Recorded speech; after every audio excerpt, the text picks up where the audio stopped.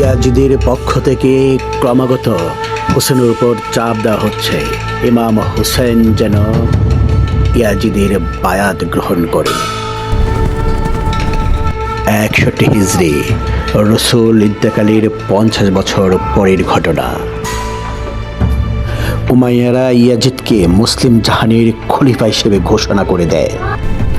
মুসলিম জাহানের একটি অংশ উমাইয়াদের এই অন্যায় সিদ্ধান্তকে প্রত্যাখ্যান করে, সম্পূর্ণরূপে প্রত্যাখ্যান করে। পহেলা মুহররম কুফাবাসীরা ইমামকে দাওয়াত দিলে ইমাম তার দলবল নিয়ে মক্কা থেকে কুফার দিকে যাত্রা শুরু করে। 10 মুহররম ইমাম হুসেন কারবালার প্রান্তরে পৌঁছলে ইয়াজিদ বাহিনী কারবালার প্রান্তরে ইমাম হুসেনের কাফেলাকে গতিরোধ করে স্থাপিত হয় ইমাম হোসেনের শিবির। 3 থেকে 6 মুহররম ইমাম হুসেন কারবালার প্রান্তরে উপস্থিত হলে ইয়াজিদ বাহিনী কারবালার প্রান্তরে সৈন্য সমাবেশ ঘটাতে থাকে। ইমাম হুসেন স্পষ্ট জানিয়ে দেন তিনি অন্যায়ের সাথে আপোষ করবেন না। 7 মুহররম ইয়াজিদ বাহিনী ফোরাত অবরুদ্ধ করে পানি সরবরাহ বন্ধ করে দেয়। শুরু হয় পানি যুদ্ধ। 8 মুহররম হুসেনের শিবিরে পানির সংকট সর্বোচ্চ পর্যায়ে পৌঁছায়। 9 মুহররম ইয়াজিদ বাহিনীর কাছ থেকে চূড়ান্ত যুদ্ধের হুমকি আসে। যুদ্ধ ঘোষণা করেছে। ইবাদতের জন্য হুসেন এক রাত অন্যায়ের বিরুদ্ধে ন্যায় সঙ্গত এই যুদ্ধ আল্লাহর ফয়সালা। যেখানে পারে চলে যেতে অথবা রক্তবিন্দু দিয়েই সবাই যুদ্ধ করব। কিন্তু কেউ ইমাম হোসেনকে ছেড়ে কোথাও যায় না। চাহে তো 10 মুহররম শুরু হয় কারবালার প্রান্তরে ইয়াজিদের অন্যায় প্রস্তাব মেনে নেওয়া যায় না। যুদ্ধ অবধারিত। কারবালার যুদ্ধে হোসেন ছাড়াও 72 জন আওলাদে রাসূল হযরত আলী এবং মা ফাতেমার বংশধর শহীদ হন। শুরু হয় যুদ্ধের দামামা। কাসিম শহীদ হয়েছেন, মহাবীর কাসিম শহীদ হয়েছেন। আব্বাস যুদ্ধক্ষেত্রে যাবে।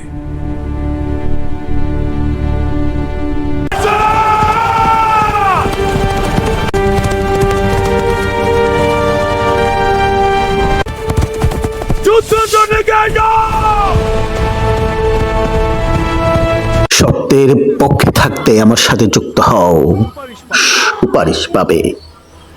এই কারবালাতে তোমরা নবীর বংশকে নিশ্চিহ্ন করে দিতে চাও। এই কারবালাতে পারো তো একা যুদ্ধে আসো, আব্বাসকে পিলা করতে।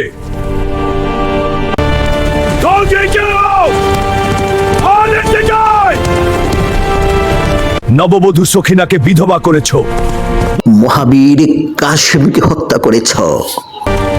বুকের দুধ শুকিয়ে গেছে পানির অভাবে। এ ফোরাত তীরে এসেছি একটু পানির জন্য। আল্লাহর বান্দারা জালিমের পক্ষ নিও না, নবীর দহিত্রের শত্রু হইও না।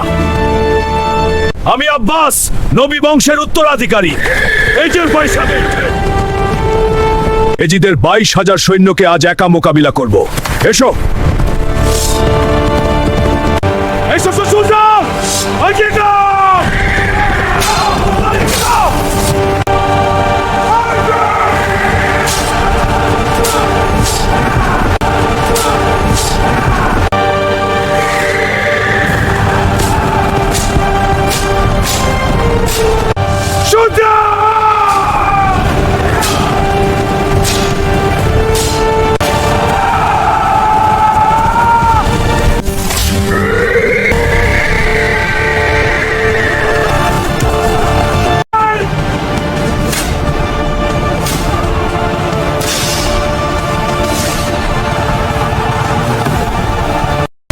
আব্বাস শহীদ হয়েছেন, আব্বাস শহীদ হয়েছেন। এখন ভাতুষ পুত্র ওমর যাবে কারবালার যুদ্ধে।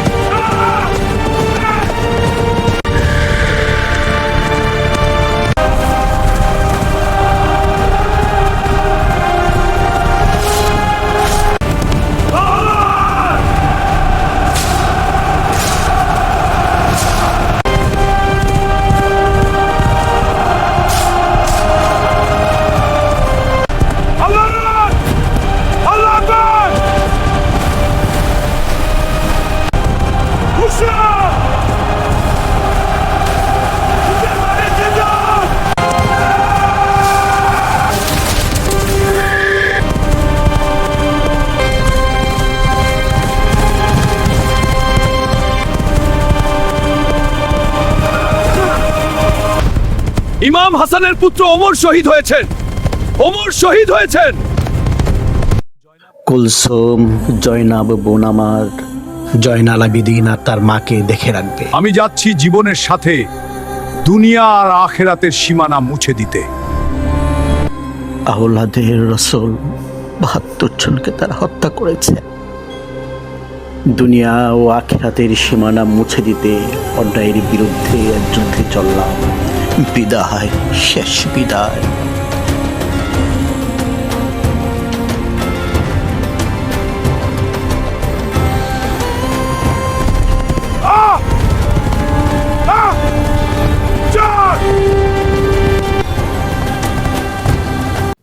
ইয়াজিদ,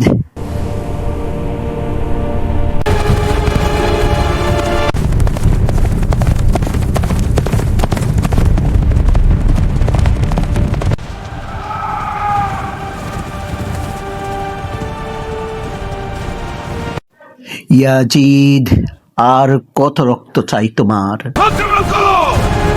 তোমার এই রক্ত পিপাসা মেটাতে হুসেন আজ কারবালার মাঠে।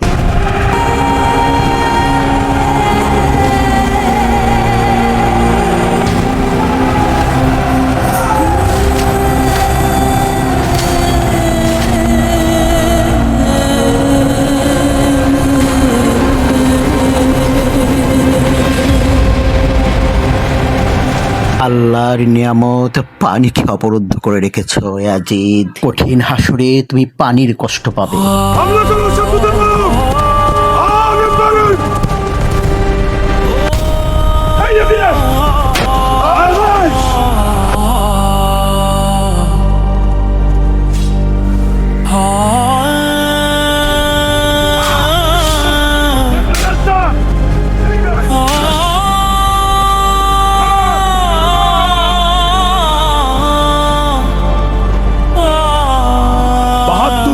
হত্যা করে এজিদের স্বাদ মেটেনি।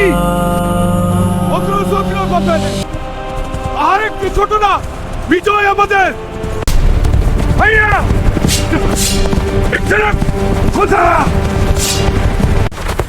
কেউ ইমাম হুসেনের দিকে তীর ছুড়বে না।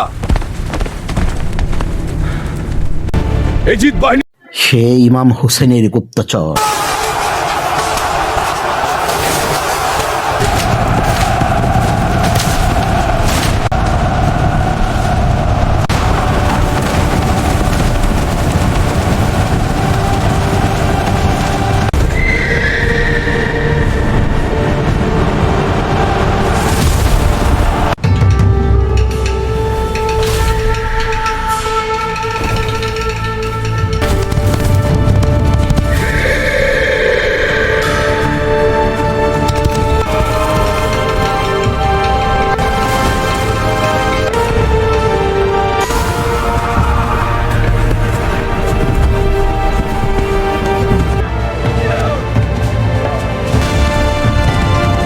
কারবালার প্রান্তের ইতিহাস শুধু ইসলামের ইতিহাস নয়, যেন একটি ঘোড়াকেও অমর করে রেখেছে।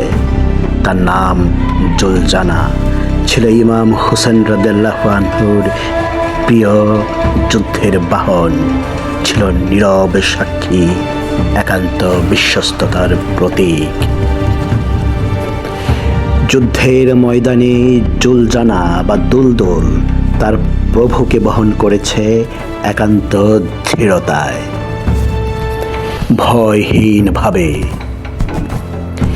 ইমাম হুসেন রাদিয়াল্লাহু আনহু যখন অন্যায়ের বিরুদ্ধে যুদ্ধে দাঁড়ালেন, দুলদুলও যেন সেই অভিযাত্রার অংশ হয়ে উঠছিল। তার ঘোড়ের শব্দে ছিল সাহস, চোখে ছিল অদ্ভুত এক বিশ্বস্ততার ভাষা। আশুরার দিনে ইমাম হুসেন রাদিয়াল্লাহু আনহু যখন যুদ্ধের ময়দানে শহীদ হন, এরপর দুলদুল একা একা শিবিরে ফিরে এসেছিলেন নাকি মরুর বুকে হারিয়ে গিয়েছিলেন, অনেকেই বলেন কারবালার ইতিহাসে তা জানা নেই। কারবালার ইতিহাস আজ দ্বৈত রক্তের আখরে লেখা। সেই ইতিহাস আজও প্রত্যাবর্তনের ধারায় সমুজ্জ্বল। যেন মানুষের হৃদয়কে বারবার বিদীর্ণ করে। দোল দোল আমাদের শিক্ষা দেয় নীরব আনুগত্য, যা কারবালার বেদনার সাথে এক অবলা প্রাণীর নিঃশব্দ বিরহ, তা মুসলমানদের আজও অশ্রু জড়ায়। একদিকে যখন নবী দৌহিত্রী কাতর স্বজাতীয় নির্যাতিত মুসলমানরা, অন্যদিকে নরপশু এজিদীয় মুসলিমদের পাষণ্ডতা আজও হুসেনের মস্তকের দাম লাখ মুসলিম টাকা। বিশ্বকে মহারাজা এজিদের কাছে কাঁদায়। পৌঁছাতে হবে।